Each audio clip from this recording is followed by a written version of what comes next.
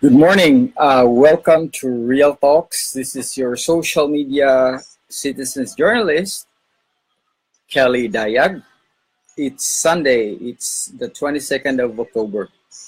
Kumusta? How's everyone?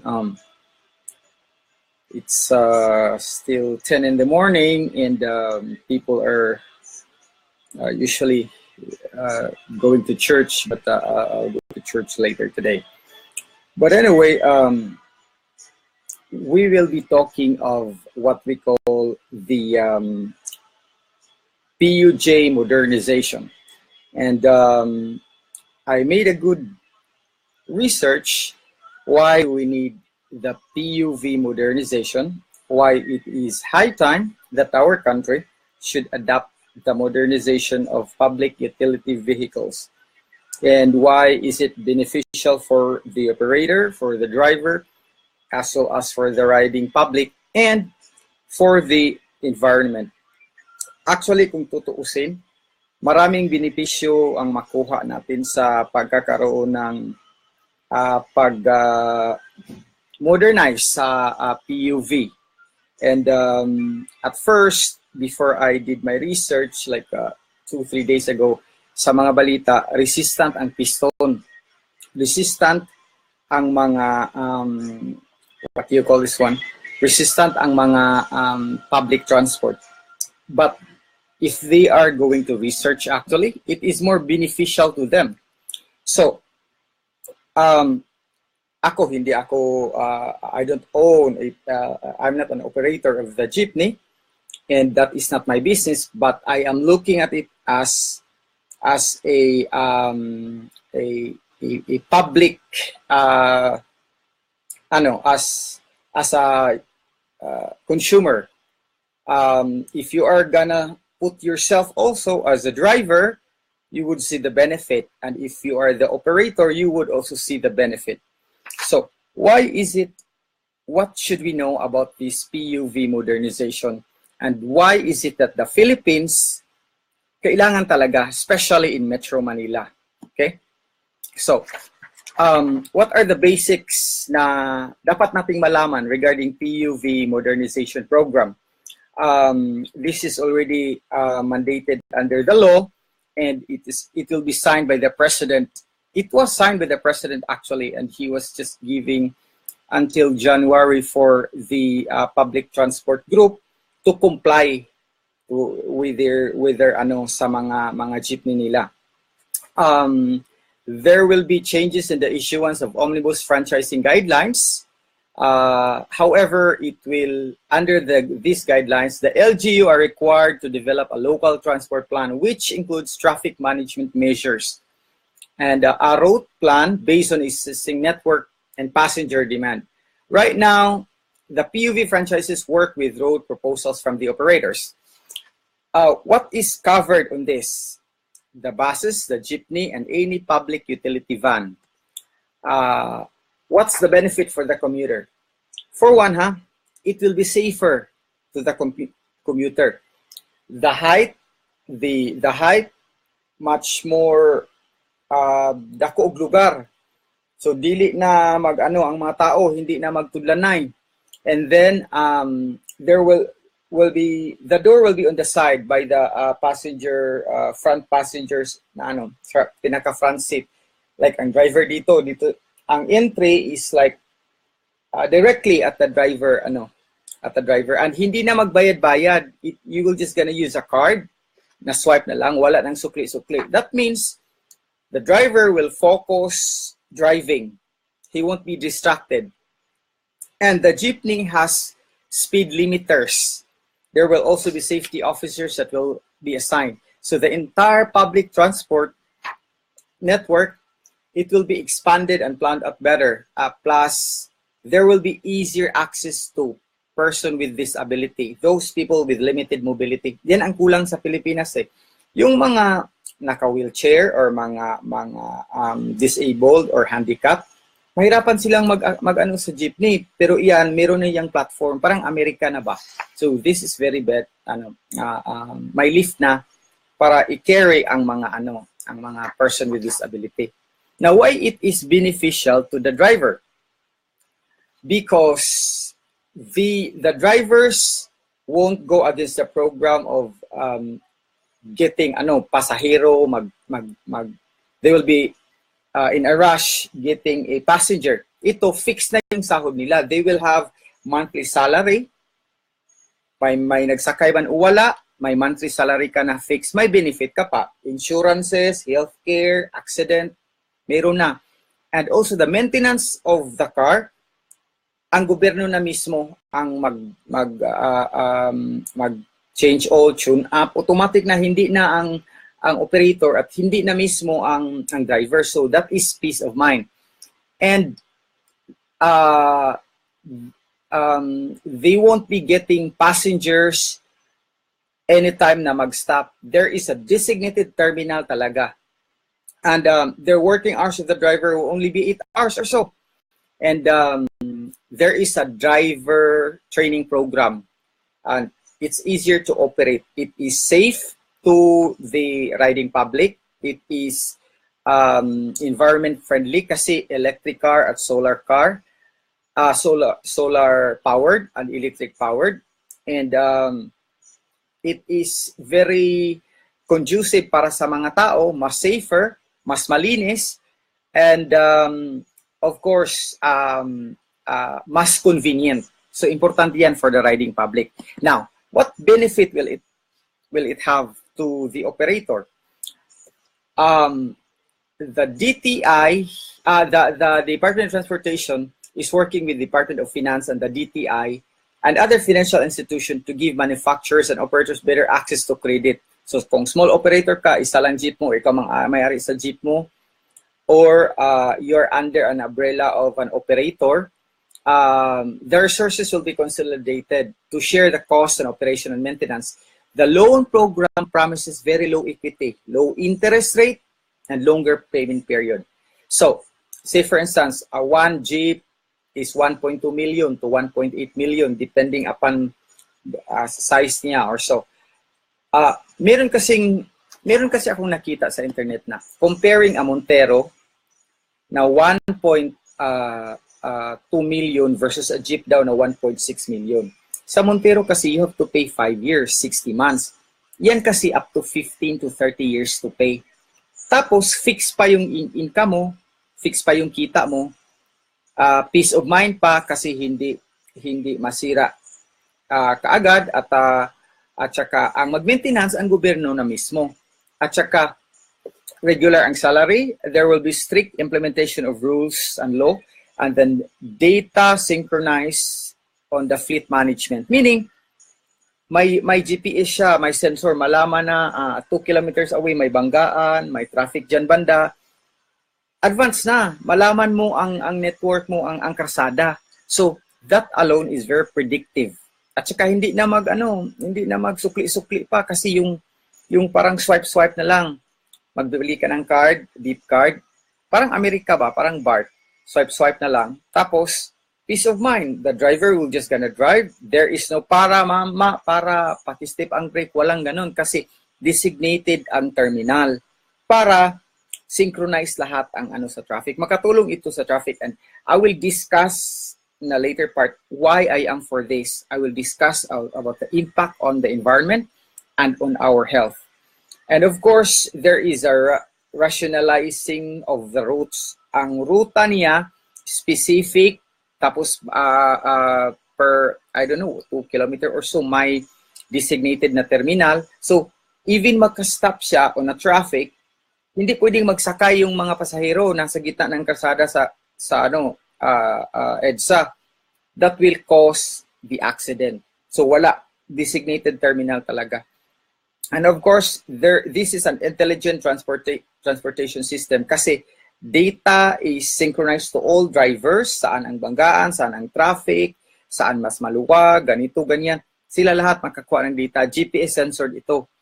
And so, there is speed limiters. So, meaning kahit bultahan pa ng pagpatakbo, dyan lang ang limit niya na tama. So, safety sa passenger, peace of mind, regular ang salary sa driver, even the operator, the low interest ang pagkuha sa jeepney, At saka fix ang income. So hindi maproblema ang driver na kailangan pa siyang mag-drive kasi kailangan niyang mabayaran yung magkano yung renta niya sa jeep. Currently ganun ang problema eh. Pero nasolusyonan na yan, gobyerno na lahat maghawak and synchronize everything.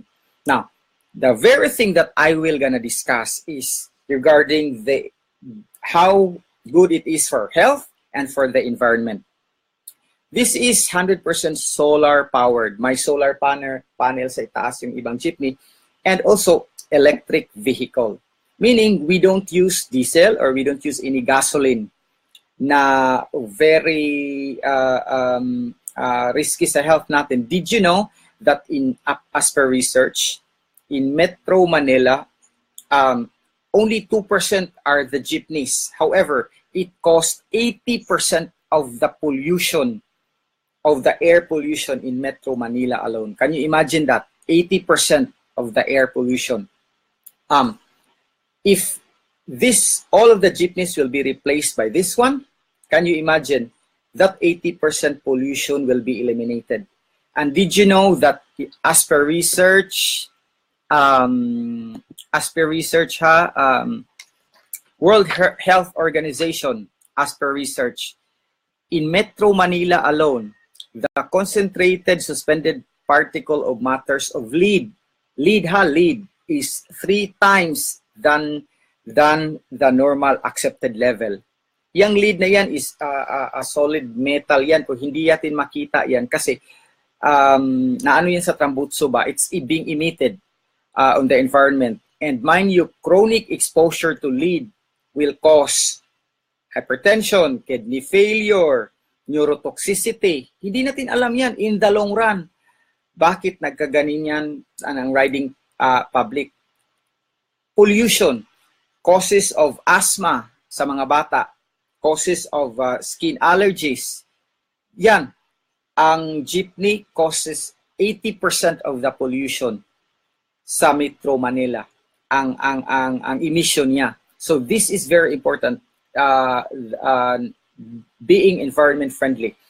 Can you imagine only 2% of the vehicles in Metro Manila are jeepneys, but they account for 80% of the pollution, which is invisible to our naked eye. Like what I said, hindi ko i-discuss yung ibang particles. I will focus on the lead because lead is very catastrophic, especially if it will be I don't think it will be an acute lead poisoning. Chronic, sigig langhap sa lead. It could cause neurotoxicity, makabugo, hypertension, cardiovascular events, pulmonary conditions, mga COPD, mga asthma. So it is a contributing factor.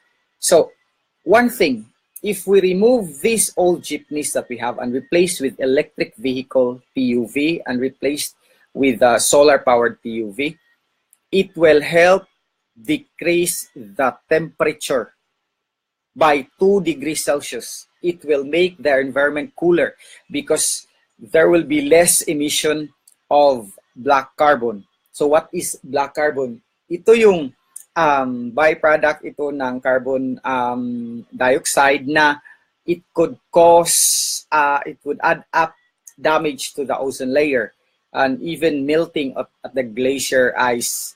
It could help increase in the temperature of the environment. But using this modernized jeepney, 2 degrees centigrade Celsius ang ma-decrease sa init ng environment. Can you imagine how the impact on this? But for our health talaga, importante ito kasi you have to observe. I don't know if UP or any institution will conduct a study. They should have conducted a study like 6 months before phasing out of the old jeepneys, and then 6 months after total eradication of the old jeepneys to a modernized one. I-compare nila ang data on cardiovascular events, respiratory illness, mga asthma, mga chronic bronchitis, and even neurotoxicity. I-compare the data. I believe this would be a big factor. Kay the pollution in Metro Manila is caused by the emission of the old jeepneys. So with this in mind, safety na, modernized, convenient, easy to maintain, environment friendly, Clean Air Act compliant. It rationalizes the routes and intelligent transport system. It will help lessen the traffic. But I wouldn't say 100% because the traffic in Metro Manila, there are a lot of factors.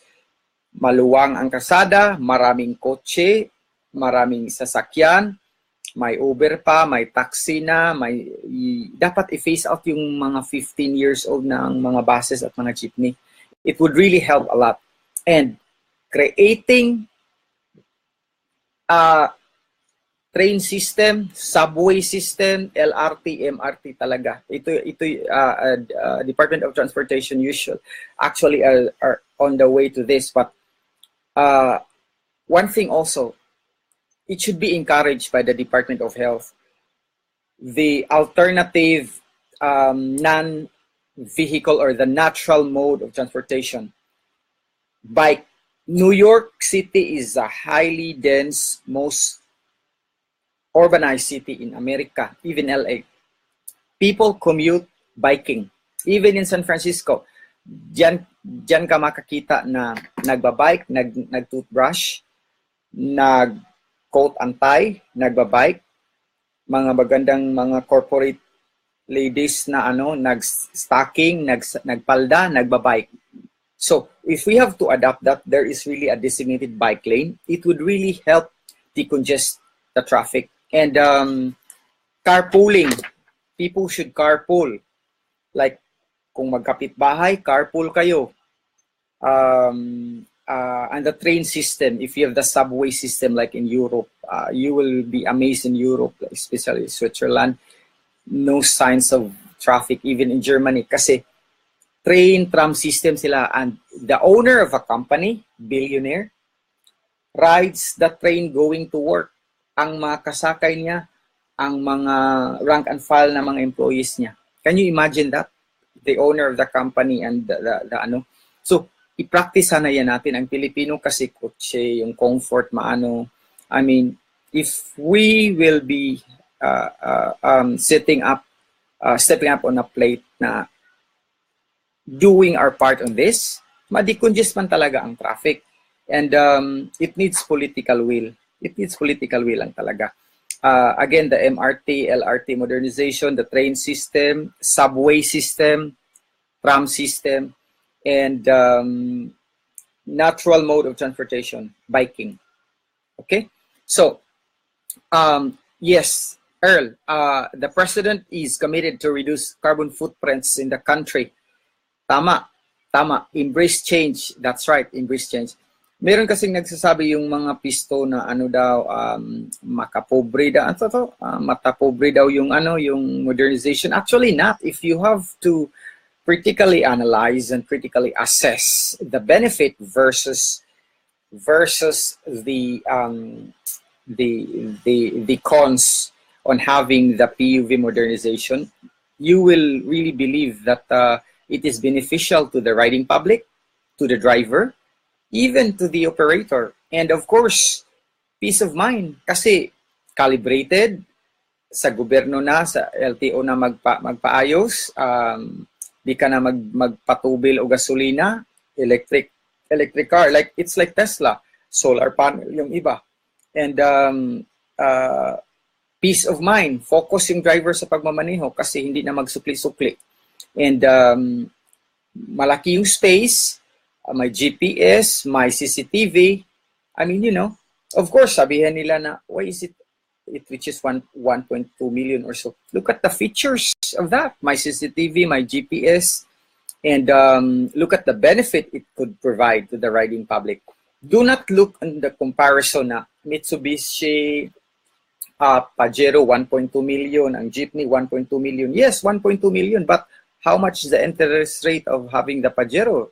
Shall we say 20%, payable in 60 months or in 5 years? Whereas the jeepney, payable into 25, 30 years. So that alone, low interest, matagal mabayaran, in less than 5 years, bawi ka na. Bawi ka na. And the drivers, the sahod nila is on a regular rate. Hindi na magmadali para magkuha ng pasahero. May magsakay o wala, the same na ang sahod nila. May benefit pa, health, at saka accident insurance. So what else are you looking for? And then kung may magkabanggaan, peace of mind, hindi na makipag-away kasi may insurance ka, may insurance ang kabila. Kuha na lang ng number, ganyan-ganyan. Yan ang problema sa Pilipinas. Kunting bangga, pak, away na yun. Kasi puro walang insurance. Pointing finger, sino ang may sala? Dito sa Amerika, banggaan. Do you have insurance? Can I see it? Ano yung policy mo? Picturean lang, pak. Can I get your number? Okay, we'll call each other. Tawagan na insurance. Peace of mind. Sa Pilipinas, magkabanggaan sa gitna ng kalsada, it can cause traffic. Sad maliit lang na bangga ba? Di pa rin di pa rin kuhaon, picture-picturean pa, maghulat pa og sitong kasi anuhin pa kung sinong may sala kasi yun ang pabayarin. No, sa Amerika wala yan. Automatic, may insurance ka. Fine, that's it. Anyway, I mean, insurance lang ang anuhin yan. Tawagan lang kayo. Ganun, wala problema. And then, it is not for you to decide na siya ang may sala, ikaw ang may sala. Either way, both 50-50, both of your insurance will pay for that. Para ipaano yung kotse ninyo, kung ano yung damage ninyo, ganun. Ganun eh. I mean, sa Pilipinas, wala. But with this type of system, may insurance na. Hindi na problema ng bangga-bangga. I mean, sa Pilipinas, makipatay pa kasi anuhin kung sino ang nakabangga, di ba? But anyway, yes, eco-city, eco-friendly, Mr. Richie Acuman. Like what I said, sir, 80% of the pollution in Metro Manila, as per research, is caused by the jeepney emissions, especially the lead particles. Actually, there were 6 particles, pero I didn't study those others specified on the lead kasi 3 times siya than the regular, than the regular allowable lead. So imagine prolonged exposure, chronic exposure on a daily basis for 15-30 years. It can cause cardiovascular events, pulmonary conditions, nephrotoxicity, neurotoxicity, right? Makabugo yan. Concentration, depression, So with this, everything will be eliminated. And it will help decrease the environment temperature by 2 degrees Celsius. So hindi na masyadong mainit ang Pilipinas, right? So again, let us embrace change because this change is for the better. This is well studied, well planned by the DOTR. This is not just a sweeping decision made by the government. They had a long study, years of study on this. This is long overdue. Panahon pa ni Aquino, pero hindi in-implement. So that's beside the point. So I am for health reason and for peace of mind and for environment. I am for jeepney.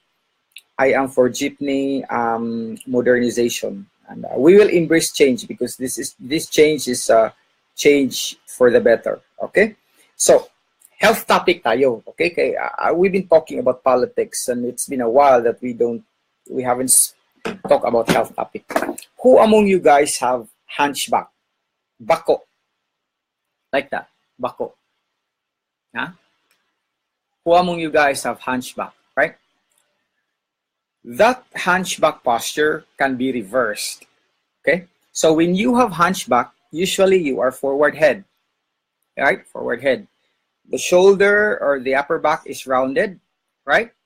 And the mid back is like flat.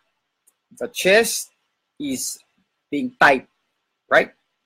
So how can we reverse this? Through 4 simple exercises, okay? Actually 5. For the forward head, you just gonna do chin tuck. Chin tuck is hindi ganyan hindi ganyan. Chin tuck, retraction, cervical retraction of the upper cervical vertebra. Basically, it's just like that.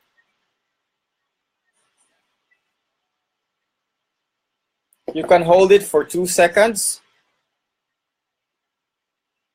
That's chin tuck, retraction of the upper cervical vertebra. Kasi forward head ka. But if you do chin tuck, it will put your head neutral. Okay? So you have rounded shoulder. You have protracted shoulder blade or scapula. You have tight chest muscles. Okay? So how do you maintain a posture? What are the stretches that you have to do if you have hunchback? Basically, eye level. Okay? Everything you do should be eye level. That's neutral position. Okay? So the pecs, the chest, you have to stretch that. Basically, doing like that. Okay? And when you do that, 90-degree angle, you squeeze between the shoulder blade. Itong buko-buko ninyo. You squeeze that, hold it for 5 seconds. 1, 2, 3, 4, 5. You stretch, you squeeze that at the thoracic area, and then you reach out. Try. You feel the stretch. Okay? Again, you stretch and you squeeze between the shoulder blade, and then you stretch. As if you're reaching something, you feel the stretch. The lats area, you need to stretch that also. How can you do that? By the wall. Standing. Okay. Basically, you just do this angle. You can do this one, or you can do that one. And gently, this side, you just press that closer to the wall. You feel the stretch here. Hold that for 15 to 30 seconds and relax. And then do the other side. Or you can do also like the door. Like that. At the door. Okay. This one. Relax. Okay.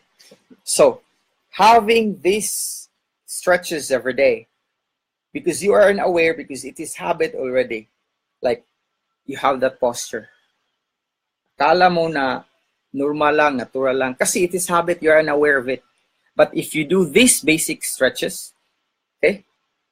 Eye level, ha? Okay? Chin tuck. 1, 2, 10 repetitions, okay? Then between the shoulder blade, you retract while you stretch the pecs. Hold it for 5 seconds, relax. Stretch, you feel the stretch, 5 seconds, relax. Do it 3 repetitions, nice and slow. Breathe in and out. Okay. And then you stretch the lats. And the other side. I tell you, if you do that every day, you will eliminate eventually the hunch posture. Okay? Okay? If you have impaired posture, it can cause imbalance of muscles. Thereby, it will cause pain. One side of the body will be tight, the other side will be stretched. That's why it is important to do these stretches. And assuming an erect, proper posture, lahat ng ginagawa mo eye level, neutral, like that, it will prevent any imbalance of the muscles. Okay? So I hope in my own little way you're able to learn the basics of posture. Okay? So, motivational talk. Let's go quickly kay ano pa ko. I will do my laundry. So, what is the meaning of life? Why are we here? This is a very hard question to answer, right? So, I don't know, guys, if you are a member of KORA. The KOURA. Doctors are there, lawyers, educators, and everything. Sharing of ideas, and and anything under the sun. You can choose any topic you want. You can follow philosophers that were there and learn lessons that you can apply in life. So this question really is very basic but very complex. Why are we here? What is the meaning of life? I will answer that on my own. We are here because we are destined to be here. It is our purpose to be here. We are part of a huge system. And among billion sperm cell or egg cell, we were created by God through His image and likeness. Thus, it is not a coincidence why we are here. It is not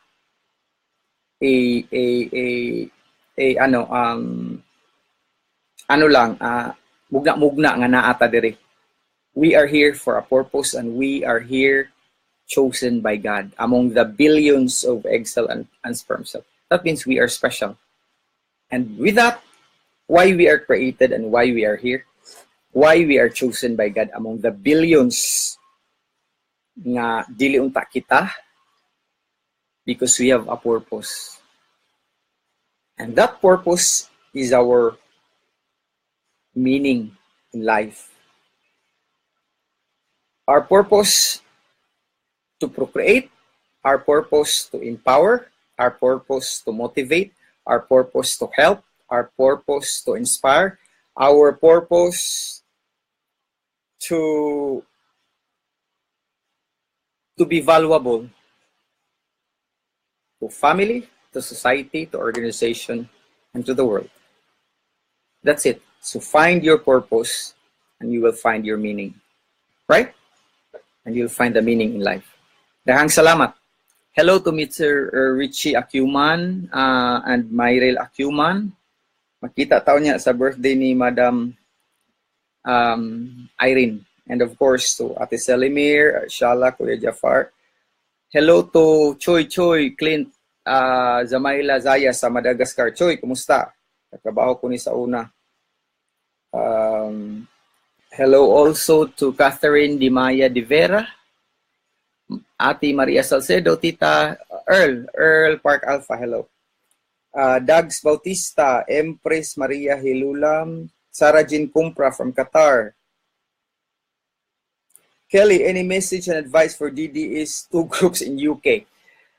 Dags Bautista, I know it is very, I would say, I will look at that in a positive side of a coin. That means there are 2 groups, DDS UK and UK DDS. That means nag-awas-awas ang passion ninyo para sa presidente. That means 2 groups, the same goal, helping the government, helping President Duterte, but different mindset. But the same goal. Padayon lang, as long as you don't self-destruct or you don't destroy each other. Padayon lang. Not everything in the world be understood. There are things that remains like that and di gid magkaabot. So padayon lang ang suporta. Wala lay daotay. Right? Both parties, I love you all. Kuya Romel Abiliar, Ate Marina Magpali, Ate Christy Pala, Mr. Ronnie San Lorenzo, Dags Bautista, Mowix, kayo lahat. Okay?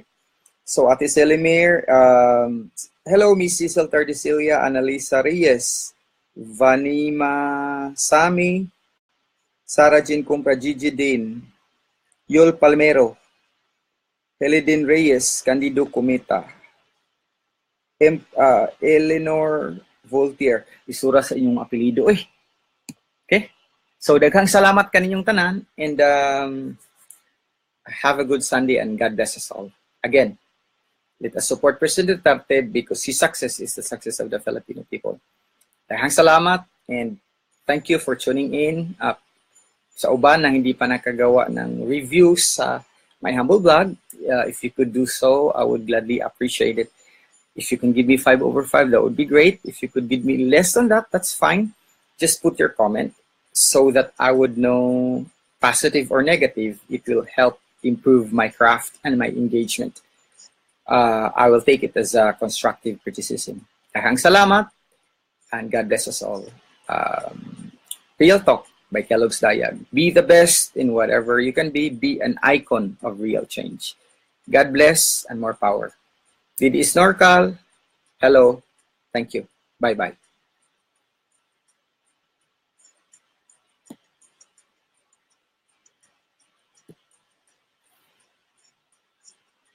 Mr. Albert Aranas, Andal Aranas, hello.